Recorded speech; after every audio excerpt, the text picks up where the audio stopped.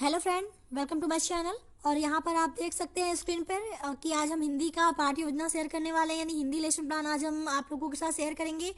और ये lesson plan जो है जया जगत और जुगनू प्रकरण का है। और इस लेसन प्लान की रिक्वेस्ट आई थी, आप लोगों में से किसी ने रिक्वेस्ट की थी, तो उम्मीद करती हूँ कि आपको वीडियो पसंद आएगी। अगर वीडियो पसंद आए तो वीडियो को प्लीज़ लाइक कर दीजिएगा, शेयर कर दीजिएगा, चैनल को प्लीज़ सब्सक्राइब भी अवश्य कर दीजिएगा। अगर आपको इस लेसन प्लान का पीडीएफ चाहिए तो पीडीएफ की लिंक जो है वो डिस्क्रिप्शन बॉक्स में अवेलेबल है। आप लिंक पे क्लिक करके एक छोटा सा मार्जिन है उसे पे करके आप इसे डाउनलोड कर सकते हैं पीडीएफ को। तो चलिए फिलहाल हम स्टार्ट करते हैं अपनी ये वीडियो।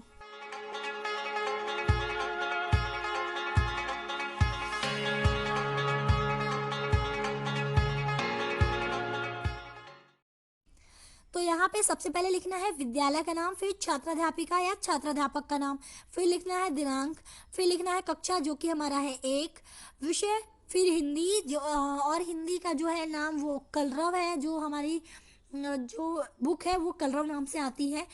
फिर कालांश हमारा फर्स्ट है, वर्ग हमने ए रखा है, अवधि हमने 35 मिनट रखी है। जो भी आपकी टाइमिंग होगी आप उसे लिख दीजिएगा, जो भी आपके क्लास का सेक्शन यानी वर्ग होगा वो लिख लीजिएगा, और जो आपका कालांश होगा वो लिख लीजिएगा। हमने एज एग्जाम्पल यहाँ पे रखा हुआ है। प्रकरण है जया जगत और जुगनू। जैसा मैंने कहा कि ये किसी की रिक्वेस्ट आई थी, तो आप लोगों में से बहुत लोगों की रिक्वेस्ट आई है, तो मैं पूरी कोशिश करती हूँ कि सबकी रिक्वेस्ट पूरी कर सकूँ, लेकिन उसके लिए थोड़ा टाइम चाहिए क्योंकि एक दिन में सबकी रिक्वेस्ट पूरी नहीं हो सकती। तो इस चीज़ को समझिए और प्लीज़ सपोर्ट जरूर करते रहिएगा। और बाकी चलिए आगे बढ़ते हैं। तो समान उद्देश्य यहाँ 4 रखे हैं मैंने। पहला, छात्रों में हिंदी विषय के प्रति रुचि उत्पन्न करना। दूसरा, छात्रों में शब्द भंडार में वृद्धि करना। तीसरा, छात्रों को हिंदी भाषा के महत्व से परिचित कराना। चौथा, छात्रों में शुद्ध व स्पष्ट हिंदी पढ़ने व लिखने की क्षमता का विकास करना।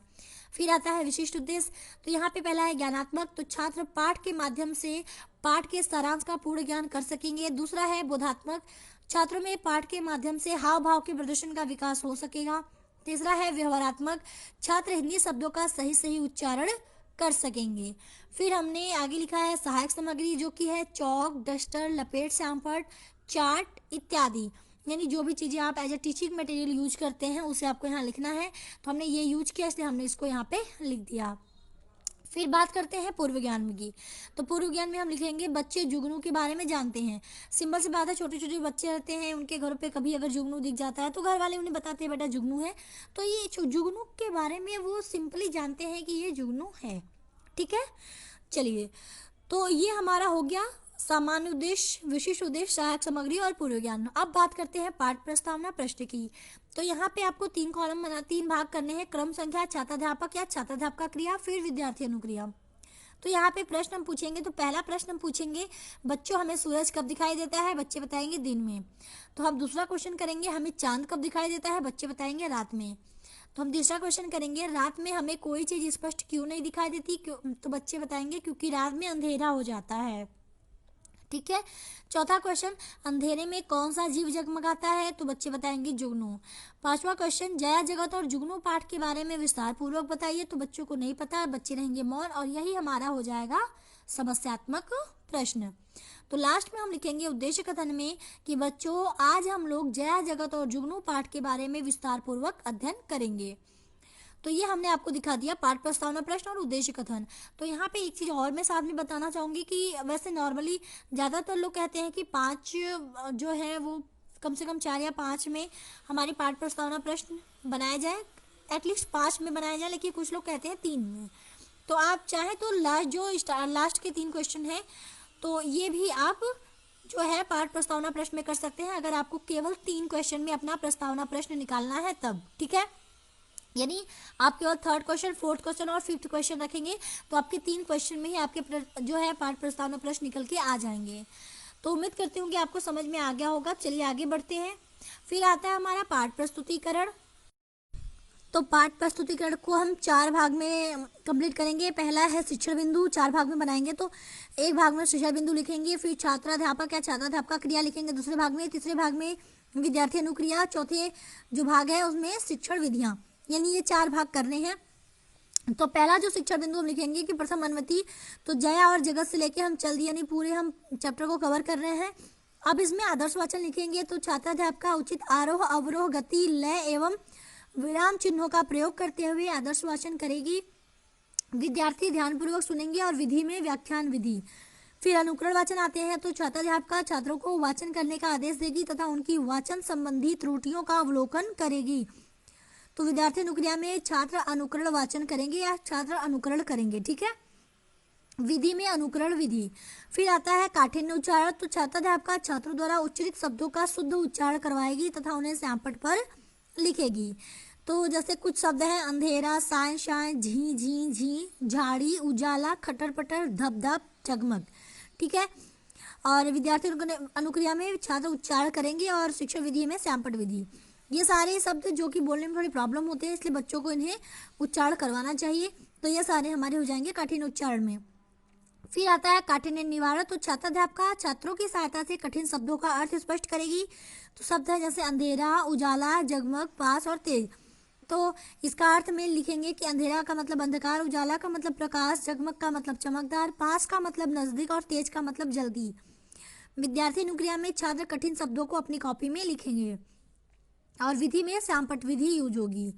फिर ये हमारा हो गया काठिन्य निवारण। अब हम चलेंगे इसके व्याख्या पे, जो कि सबसे ज़्यादा इंपॉर्टेंट है।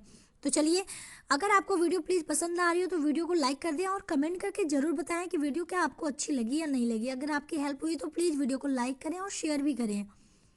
तो व्याख्या में जैसा हमने कहा कि इसमें आपको पूरे इसमें जो है सबसे ज़्यादा इंपॉर्टेंट ये है और इसमें आपको पूरे चैप्टर का सारांश बताना होता है, व्याख्या बताना होता है। तो व्याख्या में हम सबसे पहले विकासात्मक प्रश्न लिखेंगे। पहला लिखेंगे कि जया और जगत कहाँ खेल रहे थे, तो बच्चे बताएंगे मैदान में। दूसरा क्वेश्चन करेंगे जया और जगत अचानक क्यों डर गए, तो बच्चे अस्पष्ट उत्तर देंगे, यानी कोशिश करते हैं लेकिन उत्तर स्पष्ट नहीं है तो अस्पष्ट उत्तर, या फिर आप मौन भी लिख सकते हैं जैसा आपका रिस्पॉन्स आए। फिर विधि में प्रश्नोत्तर विधि। अब बात करते हैं व्याख्या की, तो हम इसमें लिखेंगे जया और जगत मैदान में खेल रहे थे और जब अंधेरा हो गया तो दोनों घर की ओर जाने लगे। उस वक्त हवा साय साय चल रही थी, तभी उसके पीछे से झी झी झी की आवाज़ आई जिससे वो डर गए। पीछे देखा तो कुछ नहीं था। उसी वक्त सामने से एक काली चीज़ दिखाई दी और जब वो पास जाकर देखे तो एक झाड़ी थी जो हवा से हिल रही थी। फिर वो दोनों तेज से जाने लगे, तभी पीछे से धप धप खटर पटर की आवाज़ आने लगी तो वो दौड़ने लगे। फिर खटर पटर की आवाज़ तेज हुई तो उन्होंने देखा कि एक गाय तेजी से दौड़ती आ रही थी और गाय आगे भी निकल गई। ये देख वो दोनों हंसने लगे और सोचे कि हम डरे क्यों। तभी अचानक एक जुगनू आया और उजाला देख खुश हो गए और पीछे पीछे उसके चल दिए। विद्यार्थी अनुक्रिया में विद्यार्थी ध्यानपूर्वक सुनेंगे और विधि में आप श्यामपट्ट विधि, व्याख्या विधि लिख दीजिएगा। यहाँ पे आप श्यामपट्ट कार्य देख रहे हैं, तो श्यामपट्ट कार्य में आपको लिखना है दिनांक, प्रकरण में जया जगत और जुगनू, कक्षा और विषय, फिर शब्द और अर्थ लिख देंगे। जो शब्द और अर्थ आपको मैंने भी बताए थे, एक शब्द में एक तरफ शब्द और एक तरफ अर्थ में अंधेरा, उजाला, जगमग, पास, तेज का इनका अर्थ आपको लिखना है।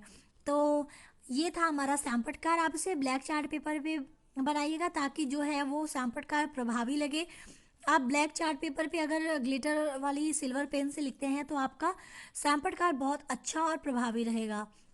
चलिए बात करते हैं बोधात्मक प्रश्न की। तो हम पहला प्रश्न करेंगे जया और जगत कहाँ खेल रहे थे। दूसरा, गाय के तेजी से दौड़ने पर कैसी आवाज़ आ रही थी। अब मूल्यांकन और या पुनरावृत्ति प्रश्न में भी हमने दो प्रश्न रखे हैं। पहला, जया और जगत घर क्यों कब जाने लगे। दूसरा, जया और जगत क्यों हंसने लगे। फिर आता है निरीक्षण कार्य। तो बच्चे जब श्यामपट्ट कार्य कर रहे होंगे तब छात्राध्यापिका उनके कार्यों का निरीक्षण करेगी।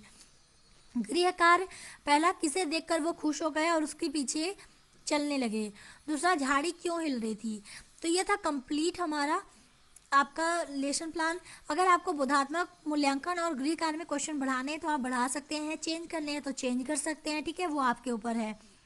बाकी ये थी हमारी आज की वीडियो। कैसी लगी वीडियो कमेंट करके बताइएगा।